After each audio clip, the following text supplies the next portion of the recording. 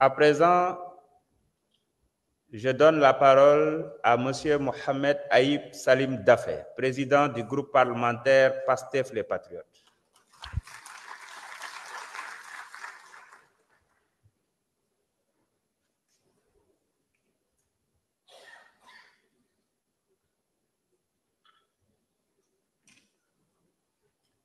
Assalamu alaikum, Monsieur le Président de l'Assemblée nationale du Sénégal, Monsieur le Président de l'Assemblée nationale de la République de Gambie, Monsieur le Président de l'Assemblée nationale de la République islamique de Mauritanie, Monsieur le Vice-président de la Chambre des représentants du Royaume du Maroc, Messieurs les anciens présidents de l'Assemblée nationale, Monsieur le ministre du Travail, de l'Emploi et des Relations avec les institutions, chers collègues, honorables députés, distingués invités, je voudrais à l'entame de mes propos souhaiter la chaleureuse bienvenue au président des Assemblées nationales de la Gambie et de la Mauritanie et au vice-président de la Chambre des représentants du Royaume du Maroc.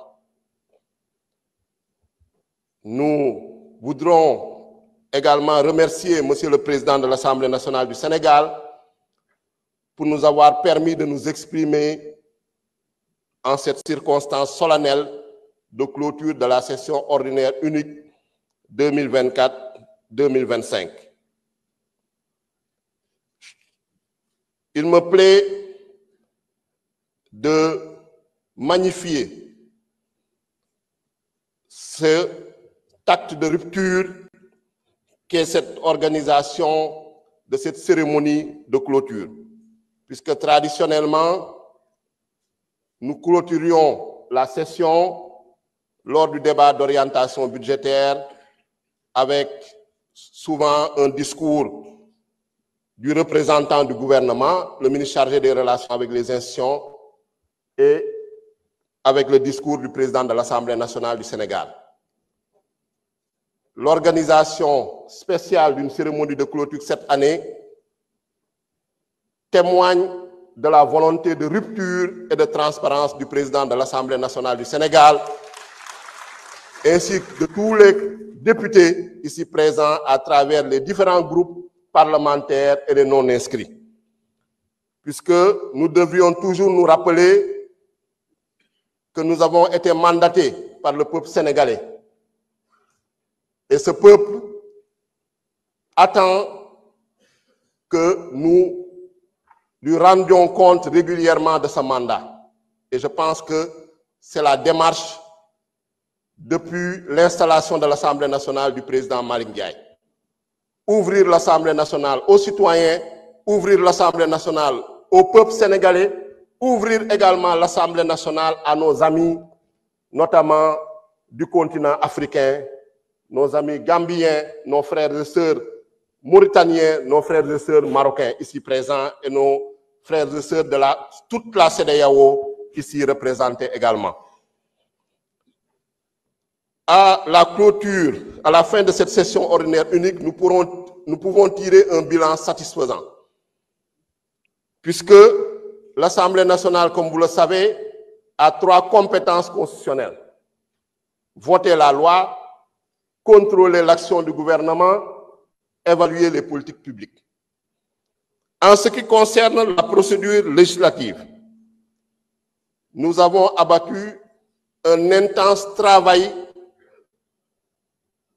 d'élaboration, d'instruction et d'adoption des lois, que ce soit les lois de finances, que ce soit des lois ordinaires, que ce soit des lois organiques ou des lois constitutionnelles, durant cette session ordinaire unique. Nous avons, en dehors des projets de loi, issus de l'initiative gouvernementale, adopté 2 propositions de loi, et notamment la réforme du règlement intérieur qui a été faite de manière concertée, collégiale et inclusive, et dont la proposition de loi a été portée de manière symbolique par les présidents de groupes parlementaires et par les représentants des non-inscrits. Dans le cadre du contrôle de l'action gouvernementale, il faut saluer le dynamisme des 14 commissions permanentes et magnifier leur action pour assurer l'information de l'Assemblée nationale. Et on peut prendre pour exemple les commissions comme la commission des délégations qui en général ne fonctionnait pas, mais cette année, lors de cette session ordinaire unique, on a vu la commission des délégations tenir des travaux d'évaluation et de contrôle de l'exécution des lois votées. En ce qui concerne la commission contrôle et comptabilité, elle a eu à faire des travaux importants, notamment pour adopter le rapport financier trimestriel de l'Assemblée nationale, ce qui est également une première. Donc, je voudrais, à travers ces commissions, féliciter tous les présidents de commissions permanentes ainsi que tous les membres des commissions permanentes pour cet important travail accompli. En ce qui concerne l'évaluation des politiques publiques, qui est notre troisième compétence constitutionnelle, nous pouvons noter à notre actif l'élaboration du guide méthodologique de l'Assemblée nationale du Sénégal pour l'évaluation des politiques publiques et dans le cadre de la réforme du règlement intérieur, la création d'un comité d'évaluation des politiques publiques. Ce bilan, comme je l'ai dit, est satisfaisant, mais nous ne devons pas dormir sur nos lauriers. Nous devons poursuivre dans l'amélioration continue sous l'impulsion du président de l'Assemblée nationale, M. Malick Ndiaye, pour redoubler d'efforts lors de la prochaine session ordinaire unique. En ce qui concerne le vote des lois, il s'agira de renforcer notamment l'initiative législative en proposant des lois issues des différents groupes parlementaires ou des non-inscrits, donc des propositions de loi, en proposant également des résolutions, donc qui est de la compétence de l'Assemblée nationale. Dans le cadre du contrôle de l'action gouvernementale, il s'agira de renforcer la coordination et la synergie entre les différentes commissions permanentes, en mettant notamment en place des intercommissions, en initiant les auditions des ministères, notamment avant le débat d'orientation budgétaire, comme nous le permet le règlement intérieur, en assurant une meilleure coordination dans le cadre de la conférence des présidents. Des innovations ont été faites dans le règlement intérieur pour ce faire. Concernant l'évaluation des politiques publiques, il s'agira bien sûr d'installer le comité permanent d'évaluation des politiques publiques, de le faire fonctionner en s'appuyant bien sûr sur le guide méthodologique de l'Assemblée nationale du Sénégal sur l'évaluation des politiques publiques. Donc, l'optimisme et de rigueur, nous pensons que nous pourrons faire beaucoup plus et mieux lors de la prochaine session ordinaire unique avec tous ces outils et toutes ces réformes qui ont été engagées et finalisées dans le cadre de cette première session ordinaire unique. Avant de terminer, je voudrais remercier les députés du groupe parlementaire de la majorité PASTEF, les Patriotes.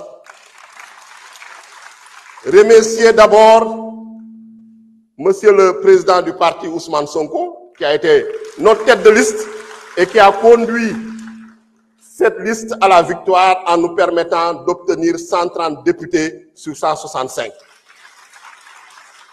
Remercier et féliciter tous les membres du groupe parlementaire pour leur engagement, leur détermination à mettre en œuvre la vision Sénégal 2050, l'agenda national de transformation engagé par le président de la République, son Excellence, M. Bassirou Diomaye Diakhar Faye.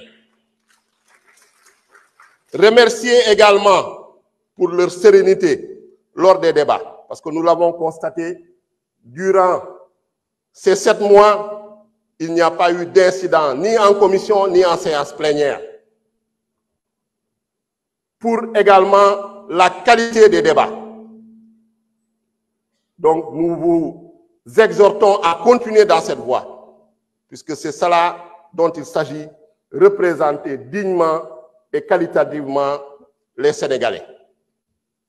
Je voudrais également remercier nos collègues du groupe parlementaire Takku Wallu, notamment la présidente Aïssata Tall Sall, les représentants des non-inscrits, pour la collaboration que nous avons eue, qui a été une collaboration, certes dans la divergence, dans les contradictions politiques, mais c'était une collaboration quand même de qualité, une collaboration dans la responsabilité, une collaboration également dans l'exemplarité.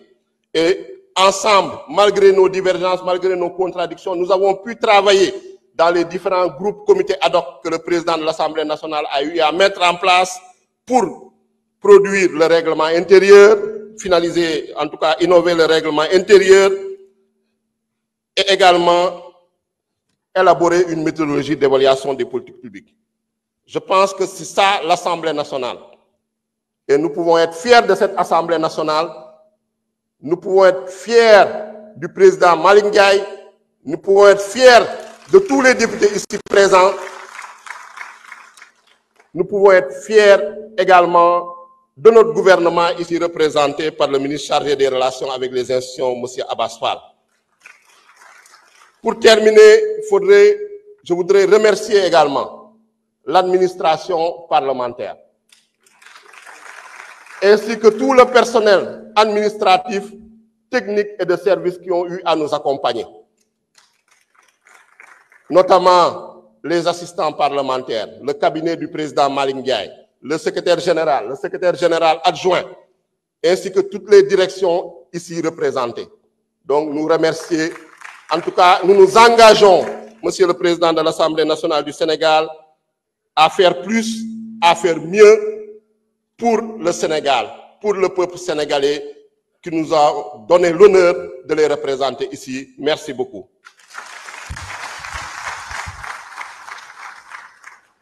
Merci beaucoup, cher collègue Mohamed Ayib Salim Daffé.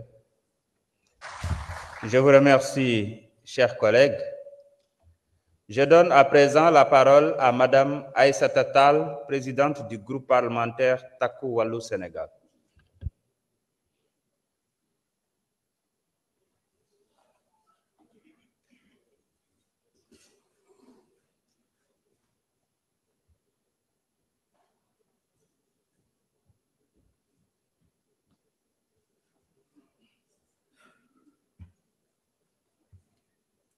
Je vous remercie, Monsieur le Président.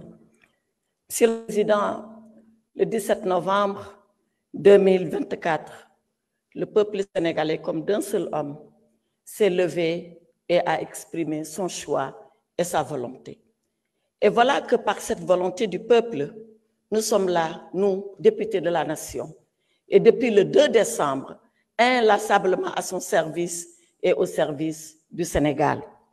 Je voudrais remercier et féliciter très chaleureusement ce grand peuple pour sa maturité, sa grande maturité, son sens de la démocratie, de l'acceptation de la différence, parce que convaincu que c'est dans cette différence que nous allons faire et continuer de faire la richesse de notre nation.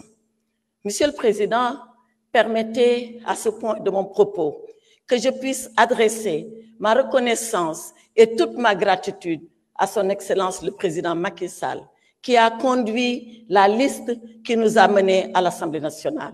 Macky Sall, par sa générosité, par son courage politique, qui malgré ses charges internationales, a accepté de mener cette liste qui nous a conduits ici. Acceptez également, Monsieur le Président, que j'exprime ma gratitude et toute ma reconnaissance à notre groupe parlementaire, le groupe Takku Wallu Sénégal. Mes chers collègues, depuis que nous avons été constitués en groupe, et vous le savez, nous avons travaillé, inlassablement travaillé dans l'unité, dans la solidarité, dans la responsabilité et dans la pleine conscience que vous avez de la mission que le peuple vous a fait incomber. Jamais nous n'avons eu de divergence entre nous. Jamais un poste ne nous a séparés. Jamais un quelconque privilège ne nous a divisés. Merci, mes chers collègues de Takku Wallu Sénégal. Monsieur le Président, permettez que je salue vos éminents invités. Monsieur le Président de l'Assemblée nationale de la République islamique de Mauritanie, Monsieur le Président de l'Assemblée nationale de la Gambie et Monsieur le Vice-président de la Chambre des représentants du Royaume du Maroc. Soyez les bienvenus ici au Sénégal, qui est une terre amie, une terre de fraternité, une terre d'amitié. Il ne pouvait pas en être autrement, puisque notre pays est le pays de la Teranga.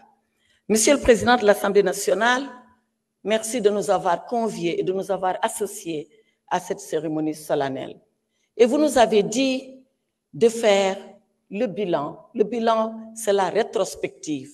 La rétrospective des 6 mois derniers que nous avons consacrés à notre institution et au peuple sénégalais. Nous avons certes travaillé, nous avons même beaucoup travaillé, mais nous savons que beaucoup encore reste à faire. Et je suis convaincue que sous votre impulsion, nous continuerons ce travail. Déjà, à partir du mois de décembre, peut-être même avant, la session budgétaire nous attend.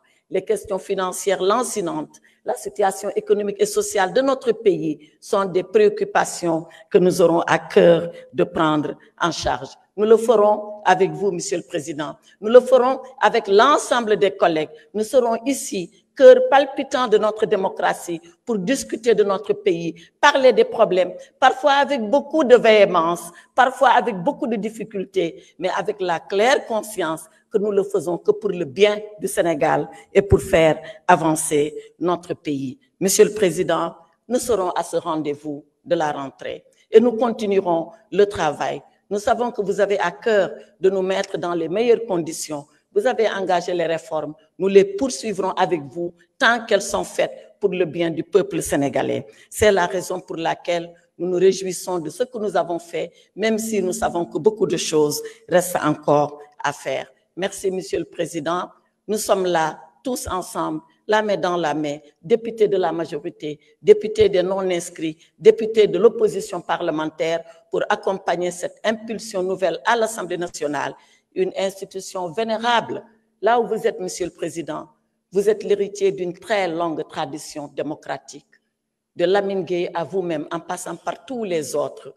Voilà ce qu'incarne notre Assemblée nationale. Jamais, jamais, la démocratie ne s'est arrêtée dans cet hémicycle, même dans les moments les plus difficiles de l'histoire politique de notre pays, comme en 1962, des députés comme nous ont accepté de délibérer et sans désemparer, quelle que puisse être la situation du moment. Voilà de qui nous sommes les héritiers et nous prenons l'engagement de continuer ce travail. Vive l'Assemblée nationale et que vive le peuple sénégalais. Je vous remercie. Je vous remercie, chers collègues. Maintenant, nous allons écouter le discours du 166e député. Monsieur le ministre du Travail, de l'Emploi et des Relations avec les institutions, Monsieur Abass Fall.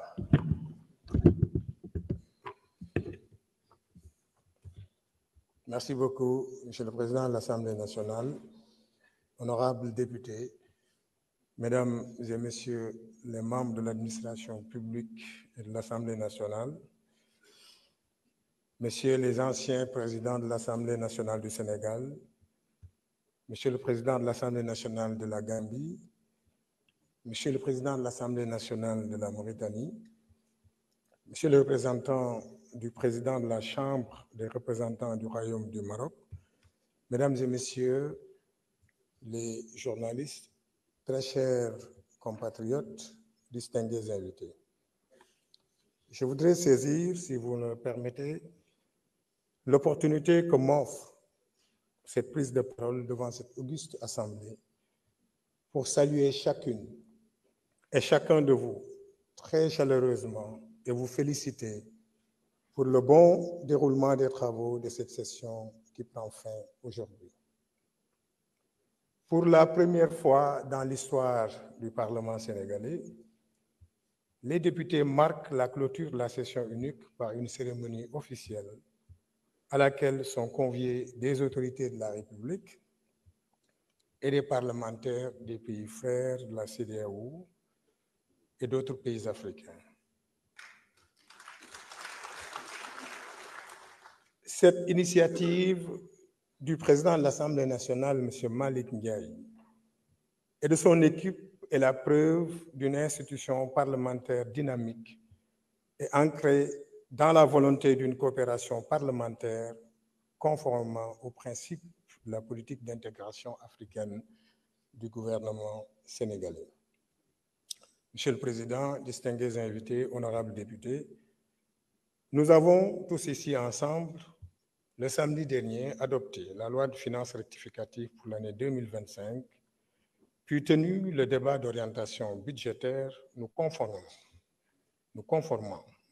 ainsi à une exigence républicaine consacrée par l'article 56 de la loi organique numéro 2020-07 du 26 février 2020, relative aux lois de finances internalisant la directive communautaire numéro 06 CM 2009 du 26 juin 2029 qui prône une gestion des finances publiques axée sur la performance, l'obligation de rendre compte et la transparence. Le document de programmation budgétaire et économique pluriannuel, document introductif du débat d'orientation budgétaire est d'une remarquable qualité, preuve du soin apporté à sa préparation par le gouvernement dirigé par le Premier ministre, M. Ousmane Sonko, sur instruction de son Excellence, M. le Président de la République du Sénégal, M. Bassirou Diomaye Diakhar Faye, dont je vous transmets ici les salutations chaleureuses et l'expression de sa considération distinguée et de son profond respect. Cette séance qui a pris le temps nécessaire pour examiner de façon détaillée le DPBEP m'a permis de mesurer l'engagement et la détermination de chaque partie ici présente, gouvernement comme Assemblée nationale, dans les différentes composantes et selon ses attributions et ses prérogatives, à s'atteler à la prise en charge des préoccupations et aspirations légitimes de nos concitoyens. Monsieur le Président de l'Assemblée nationale, distingués invités, honorables députés, le gouvernement que nous représentons ici agira au mieux pour les intérêts de notre peuple dans l'immédiat, puisque les urgences et priorités sont nombreuses, mais aussi pour la postérité. Car nous allons semer les graines dont nous voudrions que nos enfants récoltent les fruits dans les plus brèves échéances. Le projet, en majuscule, en facilitera la réalisation avec l'investissement des ressources humaines de qualité dont regorge notre pays et les valeurs du Jubal Jubanti que nous avons choisi comme balise du chemin à emprunter avec nos concitoyens. De ce fait, notre engagement au service du pays doit refléter nos obligations républicaines. Car le Sénégal qui nous unit et qui est notre héritage partagé est plus important que nos adversités, surtout que notre pays a la particularité d'être une nation issue de brassage séculaire. Nos actions, gouvernement et législatif, dans un élan républicain, rythmé par un débat politique très animé et vital pour le renforcement de notre démocratie, sont appréciables, sans exagération aucune. Honorables députés, distingués invités, cette session qui prend fin nous a réservé de chaleureuses séances d'examen, de forts moments de vie de nos institutions, dont il faut d'ailleurs se féliciter. De façon rétrospective, me vient à l'esprit l'examen de plusieurs projets et propositions de loi qui ont mobilisé les ministères sectoriels.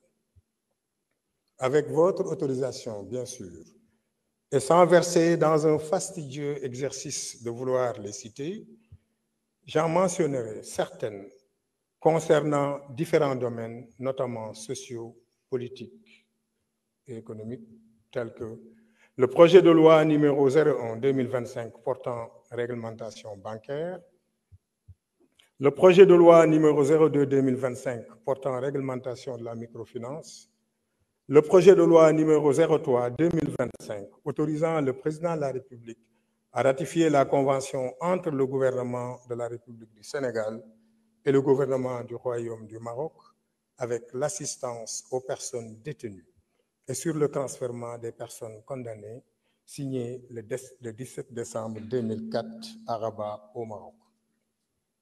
Le projet de loi numéro 04-2025 autorisant le président de la République à ratifier la convention régissant la commission bancaire de l'Union monétaire ouest-africaine, adoptée le 31 mars 2023 à Dakar. Le projet de loi numéro 06-2025 autorisant le président de la République à signer l'instrument d'adhésion au statut de la Banque de commerce et de développement de l'Afrique de l'Est et australe. Le projet de loi numéro 13-2024 portant révision de la Constitution.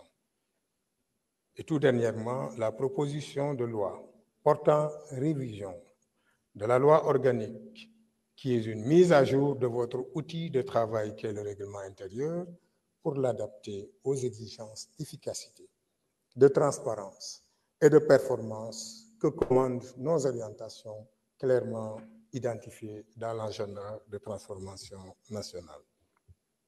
Ces projets et propositions de loi visent à doter le gouvernement de leviers de gouvernance efficaces pour bâtir un Sénégal souverain, juste et prospère, ancré sur des valeurs fortes.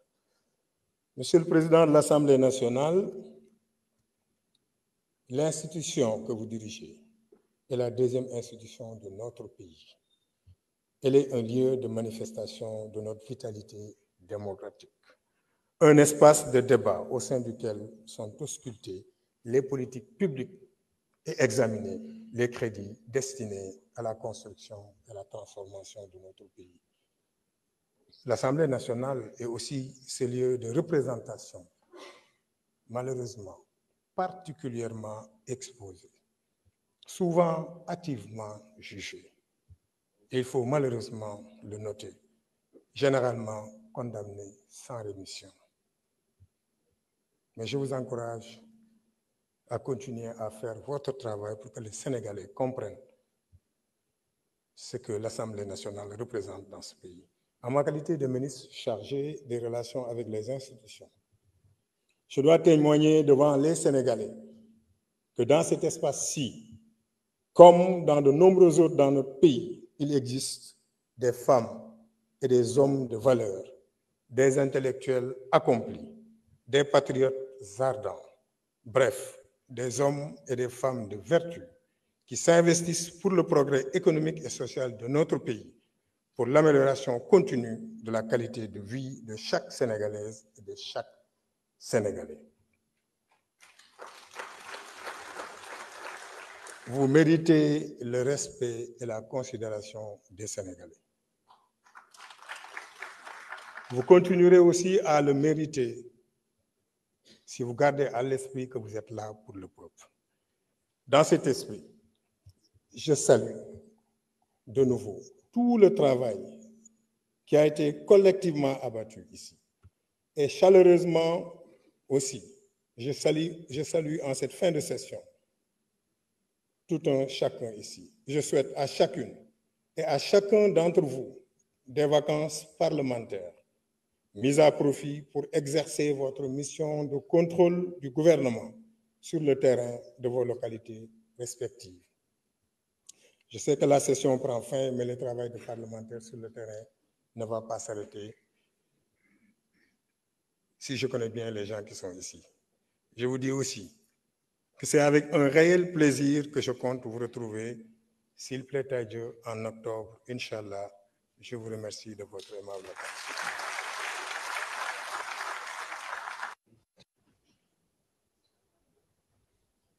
Je vais à l'instant procéder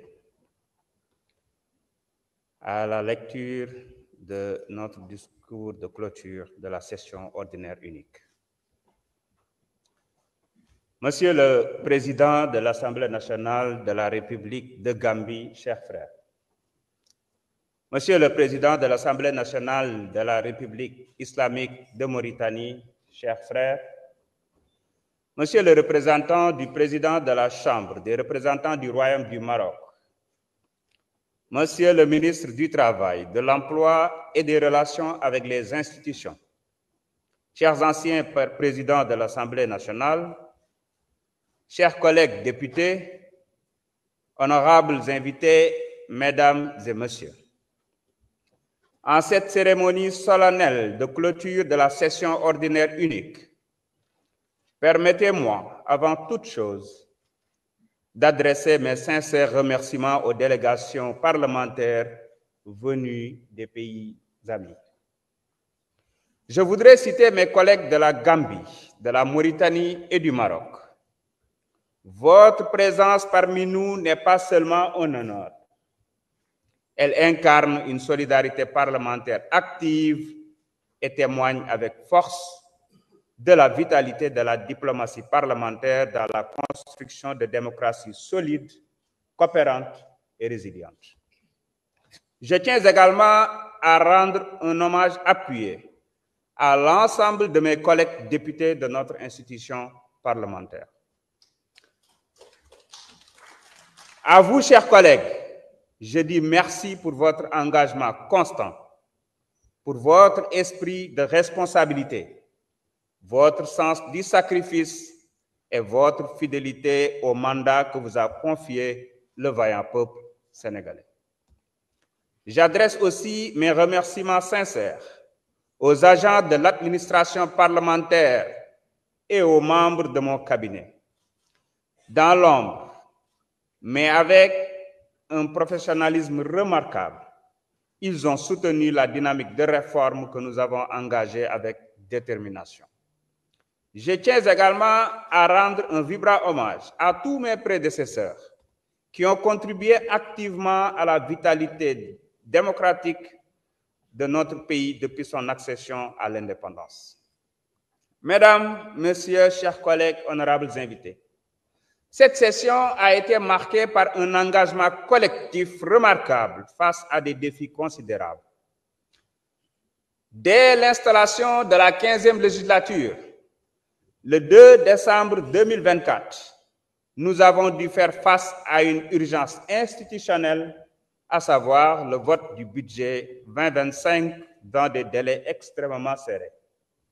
Grâce à la mobilisation exemplaire des commissions, à la rigueur du bureau et à votre disponibilité et assiduité constante, nous avons relevé ce défi avec succès. Ce vote, effectué dans le respect strict du calendrier légal, est le fruit d'un Parlement mobilisé, responsable et conscient de son rôle. Mesdames et Messieurs, chers collègues, honorables invités, cette performance ponctuelle n'aurait de sens que si elle s'inscrit dans une dynamique durable portée par un cadre juridique adapté. Nous avons très vite identifié l'obsolescence de nos textes internes, dont le règlement intérieur, le règlement administratif, le règlement financier, le statut du personnel, devenus de véritables entraves à notre efficacité, je dirais même à notre efficience. Le règlement administratif et le statut du personnel maintenaient notre administration dans une insécurité juridique incompatible avec les standards d'une institution moderne. Le règlement financier, quant à lui, daté de 1963, il n'était plus conforme aux exigences de bonne gouvernance. Sa réforme était donc indispensable. Avec vos contributions, ces textes ont été revus. Nous avons désormais une base solide pour une action institutionnelle efficiente et responsable. Mesdames et Messieurs, chers collègues, honorables invités, le référendum de 2016 a élargi notre mission à l'évaluation des politiques publiques. Pourtant, 8 ans plus tard, cette mission restait inopérante. À ce sujet, nous avons constitué un comité pluraliste composé de la majorité, de l'opposition, des non-inscrits, de la société civile et d'universitaires. Ce groupe de travail a produit un rapport de grande qualité disponible aujourd'hui sur vos tables. Ce document est aussi l'objet d'un ouvrage de référence que j'ai personnellement accepté de préfacer. Nous avons également réactivé 2 commissions restées inactives depuis plus de 30 ans. La commission de la comptabilité et du contrôle budgétaire, désormais saisie pour la première fois d'un rapport trimestriel conforme à notre règlement. La commission des délégations, désormais en charge du suivi rigoureux de l'application des lois. Ces avancées concrètes consacrent un Parlement plus exigeant, plus transparent et plus redevable. Mesdames et messieurs, chers collègues, honorables invités, nous partagions tous le constat d'un gaspillage documentaire insoutenable et d'une inefficacité dans l'exploitation des documents. À chaque session budgétaire, selon notre questeur qui a eu le temps de peser, en tout cas, les sacs qui nous ont été livrés, ce sont plus de 18 kg de papier par député qui étaient imprimés, sans oublier tous les projets de loi reçus durant la session, avec un impact environnemental, financier et organisationnel significatif.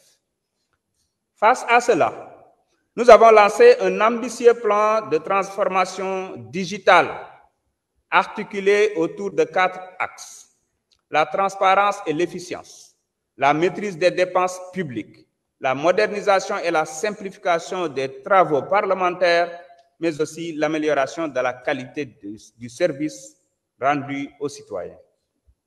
Dans cette même logique, chaque commission a été invitée à produire un plan de travail annuel avec des objectifs clairs et mesurables. Ce document, aujourd'hui disponible, constitue une innovation majeure dans notre histoire parlementaire. Désormais, la plénière, seule détentrice du pouvoir d'appréciation, évaluera périodiquement les performances des commissions. Cette culture de la redevabilité nous engage tous, à commencer par moi-même, président de l'Assemblée nationale. Pour accompagner cette exigence, des moyens adéquats doivent être garantis à chaque député, dans le respect de leur indépendance, à l'abri des pressions, de lobbies ou de groupes d'intérêt.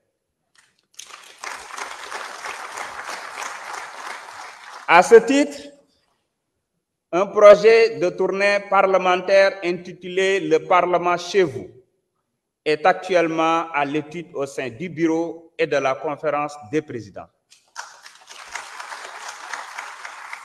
Cette initiative prévoit une tournée dans les 14 régions du pays, qui sera sanctionnée par un rapport consolidé remis à l'exécutif en vue d'une meilleure prise en compte des préoccupations des populations lors de la prochaine session budgétaire. Je précise qu'il ne s'agit nullement d'une remise en question des vacances parlementaires des députés, mais plutôt un engagement supplémentaire au service du peuple. Mesdames, Messieurs, chers collègues, honorables invités, nous avons franchi un autre cap avec l'intégration de la chaîne parlementaire dans notre nouveau règlement intérieur. Je dois vous dire que la chaîne parlementaire n'est pas encore lancée, mais elle est en train d'émettre, et il y a même un canal au niveau de la TNT. Elle ne sera pas un média de plus, mais un outil pédagogique, un levier de transparence et un pont entre le citoyen et l'Assemblée qui le représente. Les réformes engagées s'inscrivent dans un cadre plus large, inspiré par la volonté de transformation du président de la République, son Excellence Bassirou Diomaye Diakhar Faye. Notre Assemblée adhère pleinement à cette vision de rupture, de modernisation et de renforcement de la responsabilité publique. Elle en est un acteur actif. Dans cette dynamique de transformation, Je tiens à remercier le Premier ministre Ousmane Sonko pour la qualité de la collaboration entre notre Parlement et son gouvernement, représenté ici par Monsieur le ministre du Travail, de l'Emploi et des Relations avec les institutions. Une collaboration fondée sur le respect des prérogatives de chaque institution, mais également sur une volonté partagée de servir l'intérêt général. Les échanges soutenus, la disponibilité des ministres lors des séances de questions, ainsi que leur engagement à accompagner nos réformes, illustrent cette relation constructive et républicaine. C'est ensemble, dans une synergie responsable, que nous parviendrons à consolider notre démocratie et à répondre aux aspirations légitimes du peuple sénégalais. Mesdames et messieurs, chers collègues, honorables invités, notre institution ne peut se plier sur elle-même, ne peut se replier sur elle-même. Elle est ancrée dans une dynamique régionale, continentale et internationale. Dans un monde marqué par l'instabilité géopolitique, les tensions sociales, les enjeux climatiques et les mutations économiques, nos parlements ont une mission collective, à savoir défendre la démocratie, renforcer l'état de droit, bâtir une intégration africaine souveraine et une ouverture au reste du monde. La résilience climatique, la sécurité régionale, la transition numérique et la souveraineté économique ne peuvent être abordées isolément. C'est dans l'échange, la coopération et l'harmonisation des cadres juridiques que nous construirons une Afrique plus forte, plus solidaire et plus respectée dans un monde qui bouge. C'est dans cet esprit que nous renforcerons nos liens avec les autres assemblées nationales, ainsi qu'avec les institutions régionales telles que la CEDEAO, l'UEMOA, le Parlement panafricain et celles internationales comme l'Assemblée parlementaire de la francophonie, l'Union internationale parlementaire, l'Union internationale parlementaire, l'Union des parlements des États membres de l'OCI, entre autres. Chers collègues, nous avons engagé une transformation profonde, une assemblée plus moderne, plus responsable, plus proche du peuple. Le chantier est immense, mais le cap est clair. La volonté est ferme et l'engagement est collectif.